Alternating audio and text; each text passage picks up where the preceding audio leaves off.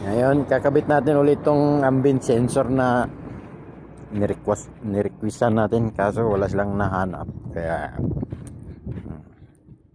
baka pwede pang paghipan-hipan lang muna kasi nabasag yung dulo eh. Ito. Sa mga hindi nakakaalam kung saan nakalagay yung ambient sensor ng unit na to, 323,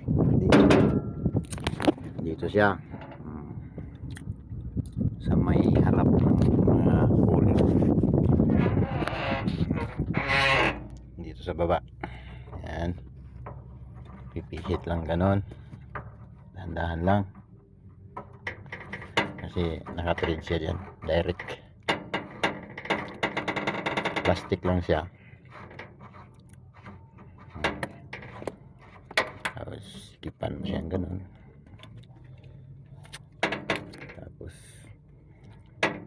susuk-suk mo lang yung ano niya, sakit niya, 3 pin.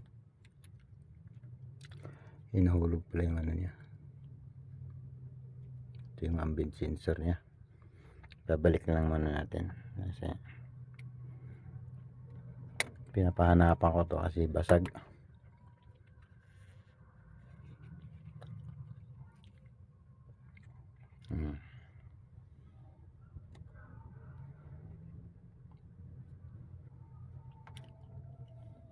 Yan.